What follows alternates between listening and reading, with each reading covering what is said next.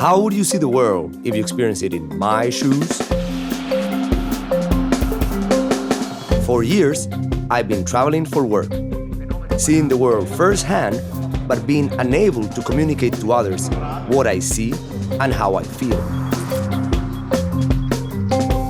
So a few years ago, I decided to teach myself how to film. Armed with a couple of lenses, a microphone, and a semi-professional camera, I began to record my unscripted life. What you are about to see is a slice of my life filmed between March and June of 2016, as lived in my shoes. Yes. Oye, Rizka, do you want to help me make some coffee?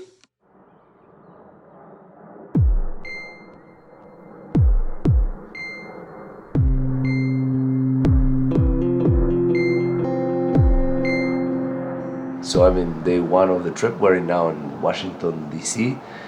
And today I'm gonna go and give a conference at the Library of Congress. We have a very nice group of scholars who we're working with on understanding how teams of people are able to produce work that becomes widely adopted, and also how people change, the things that they do over time. And to understand that, we're using a lot of peer-reviewed publication data and looking at their citations as a measure of adoption, and looking at the areas in which they publish as a way to understand how people switch between the things that they know how to do. It's 7:40 a.m. now. I'm gonna go downstairs, take the shuttle with all of the guys, and we're gonna get started with the conference. How you doing, Jevin? I'm doing great. How are you? How you doing? Good. Julia. If you're still doing this. Yeah, well, you see, maybe it's you, that make you do it, because I don't do it all the time. You came all the way from London to here, no? Yes. Yeah. And you guys did a panel yesterday? Yes, or? we had a panel. No one throwing tomatoes at me. Come on, like editors, at academic conference, they're like, what would be a good analogy of someone that gets like highly revered and admired by? Yeah, exactly. Highly disliked. No, because all of the guys want your approval. It would be, let's say, kind of like the professors would all be like startup guys, and you guys would be like the VC funders. Used to this.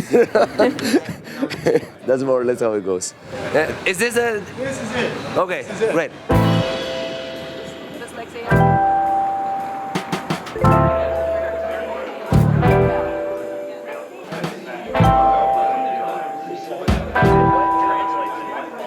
So what brings us to Washington today? Well, we had a great conference featuring Cesar Hidalgo from MIT. We're talking about science of science, understanding how science works. I think by analogy, we are faced with this problem all the time when we go into our world and we want to figure out what's the best knowledge to grab. What I want to do is take you on a journey that we went through to actually go into our world and figure out, one, how do people actually search? Two, is there a search linked to the highest impact work? And three, if there is a search procedure linked to the highest impact work, how do you get there? What's the organization or the system of science going to help you get to that work best? That's what I'd like to talk about. One of the things I do in my group at MIT is to build data visualization engines. So when I saw Ben Schneiderman at the conference, I had to ask him how he came up with the idea of tree maps. Well, I was in charge of a laboratory of my students who were sharing one machine, and the hard drive was always filled. There were 11 students who shared this hard drive, and I had to go through and find out which student was taking too much of the hard drive space. So I had to open up each of the folders and find out how big each one was. And I was looking for a way to have on one screen with no scrolling the entire hard drive represented proportionally by these 11 users. And I worked for quite a few months on many designs. And then one day in the faculty lounge, I had that moment of aha inspiration where I figured out how to do it. It took me 3 days to write the 6-line recursive program and convince myself that it would work under all conditions of arbitrary hierarchies and arbitrary sizes. So that was the great moment of breakthrough. And it turned out to be a good idea. Now, the original algorithm was called slice and dice. And each level of the hierarchy, you change the direction of slicing and dicing. And that worked very well to have ordered sets of records. But then it took other improvements to propose the squarified tree maps, which was an aesthetically more appropriate view and avoided the narrow rectangles. And we came back and made other improvements, and so there was a cycle of improvements over a 10-year period that led to a very productive version. So for me, as an academic, it's a wonderful story of how an idea gets improved, how it travels, how it expands, and how it spreads. Yeah, so what's your critique of that one? Well, it's very pretty because people like circles, people like spirals, it has nice color, but it's impossible to make any sense of it. I mean, you have all these lines going back and forth, and so it's a bit overwhelming. So there's a trade-off between aesthetic attraction and meaningful data. And I always in favor of meaningful data. And if I can get beauty at the same time, then I'm happy. On is innovation in making society program project. He's not your brother. Oh, great. He's not my brother? Yeah, yeah, He is my brother. What do you mean? No, the real brother. Dashun and I are like academic brothers. We're academic brothers. Which way is out? That way. That way. Yeah, that's kind of like what I remember from the morning. Yeah. For where? For the shuttle? Are we gonna go a different way that we came? Just gonna go. No, but the way we came in was definitely this way. That way. Okay. We listen to that man. Okay, let's go. We're following Brian. He's the most experienced, you know. So. Yeah, this is the stuff. Yeah. Great meeting you.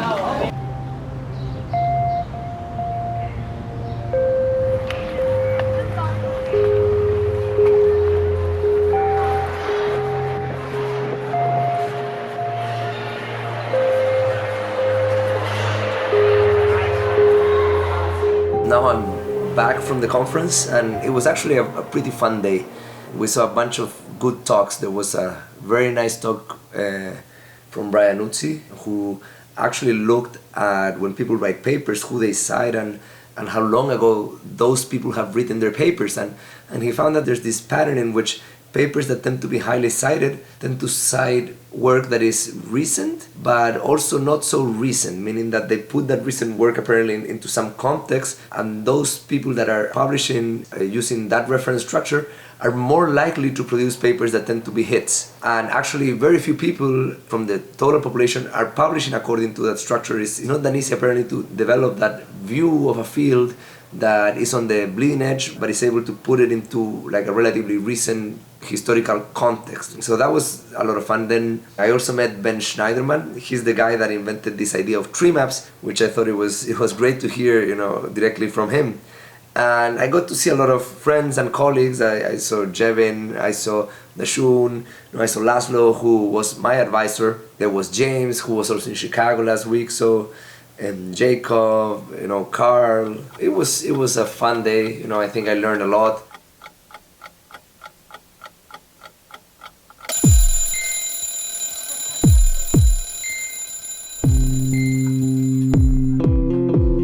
Now we're on day 2 of the trip. I'm still in DC. I'm going today now to the World Bank, and then after that, what is one kind of fun is we're going also to shoot some promo material for Data USA.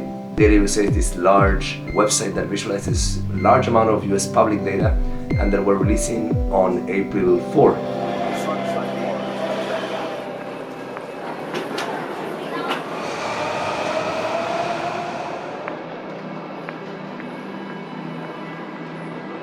So you might be wondering, who am I and where is this film project going? I'm a professor and I work producing knowledge. During the last decade, I have shown that the mix of products that a country exports predicts what they will export next and also how fast they will grow. I've also produced work exploring human collective memory and the impact of urban aesthetics in human behavior. To advance this work, I write papers and books, and also I build massive data visualization tools. But what this film project is about is not my research nor my projects. It is about a day-to-day where I need to balance work, travel, and my family life. The project is not about the ideas of the researcher, but about his humanity.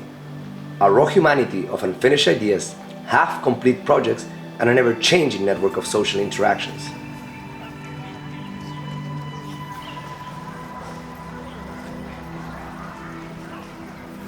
The next stop is Deloitte, where soon to film marketing material for Data USA, which is a site that will make available all of the United States public data sets starting April 4. Hey, I have Sessa. He's on the list. He needs to escort.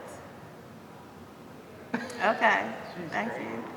Somebody's gonna come get you, okay? Cheese. I mean, not fair. That's kind of a strong word. That's Patricia using Data USA.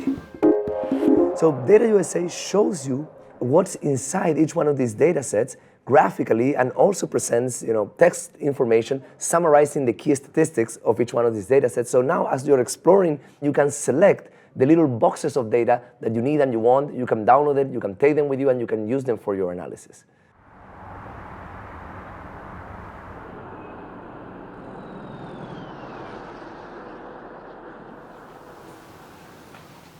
It is Friday today. This is my last day in Washington, and what I'm going to do today is I'm going to go to the World Bank, have a few more meetings there, and then I'm going to the International Monetary Fund, the IMF, and I'm going to be presenting our data visualization work. Is this room? Yeah? I thought it was another event. This is the event. Oh shit, there's a lot of people. Yeah. Okay. Let's say now you want to create something like the OEC, or you want to create something like DataViva, or you want to create like something like Data USA. And the way that I phrase this is that the problem that we need to solve is how do you transform data into stories. So as an example, imagine like someone dump on you like this data set that has people, the department, the gender, the years of experience, the position that they work in, the number of publications, the number of citations, and their salary. And you want to try to understand maybe, if salary is fair across gender, and what's your first instinct, you will load this into Stata or SPSS or MATLAB or open it on Excel, and you're going to start maybe building a presentation out of that. With that presentation, you figure out the story, and then when you want to write the paper, you will open Microsoft Word, and you will have exported those charts, with this other tool. So it's a pipeline that is kind of painful because also it implies changing between software tools a lot of the time. So with that, what we're doing is something that is a little bit different from that. So let's say I throw this data set here, and I have like 4 stages. First stage is data, the second stage is visualization, the third stage is analysis, and the fourth stage is stories. Okay? So in 4 steps, you're going to go from data to stories. So we upload the data set, and now we're going to explore it. And when we explore it, it starts suggesting some visualization. I click gender there, and it goes and fetches all of the visualizations that have something to do with the gender variable. So you never have to tell anymore, put this on the x-axis, put this on the y-axis.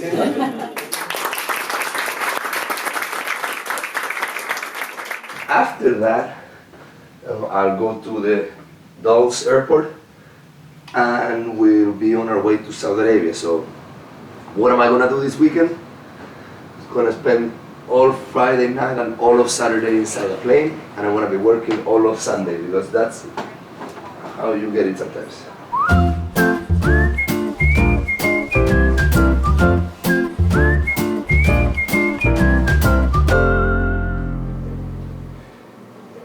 Today I presented like the data visualization engines at the IMF, and the room was like packed. There was people outside of the room, and the people outside of the room still watched the entire talk, from that little angle that they could see, and they still till the end. Yeah.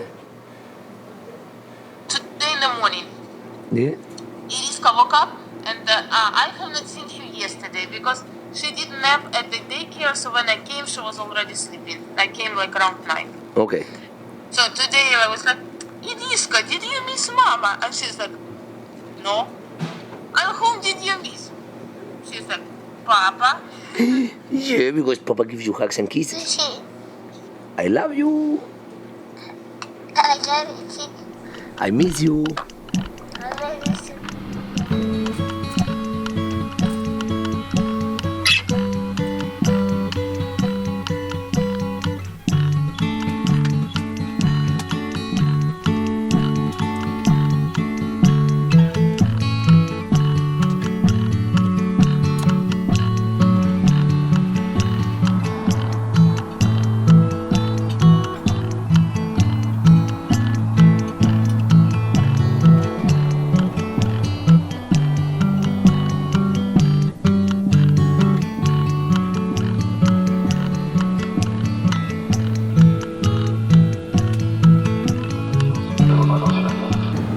Gentlemen, this is your captain once again. Sorry that we have to wait for such a long time for the parking stand to be available. We've been like 45, 50 minutes already waiting after we landed to find the spot. So.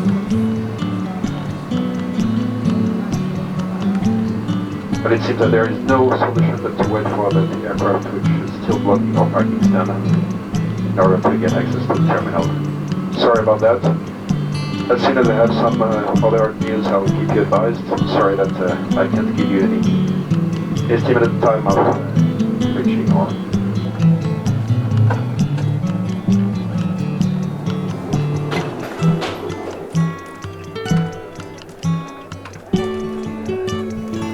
Almost done with my layover here in Paris, and I got to do some work. You know, I guess jet lag can be productive sometimes. I wrote the entire article for Scientific American describing why open data sites have been historically so bad and how Data USA is changing that by helping bring data that was buried on the deep web to the surface of the web. And then I answered a long email and I review an entire 40-page paper, which was not very good, but I need to send my referee comments on that, and it was bothering me, so that's all that I was able to do.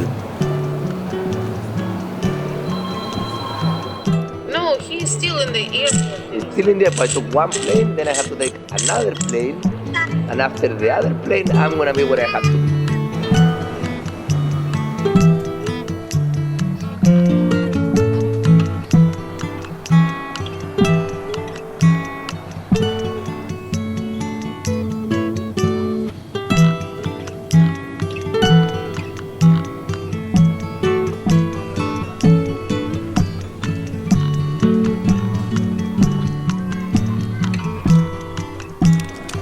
Mr. Cesar Hidalgo, that's me. Okay, nice to meet you. It has been a long day. It's now a little bit past midnight, like 1 a.m. here in Riyadh. Just arrived. The bags took forever, to come out. I was stupid enough to send it underneath the plane because we're gonna have a long layover in Paris, and I didn't wanna carry it around there. And tomorrow we start like around 8, I think. So it's gonna be a short night of sleep, and then back to work on Sunday. You just saw what a Saturday is like when you have to work for travel. It sucks. You're fucking stuck on a plane all day.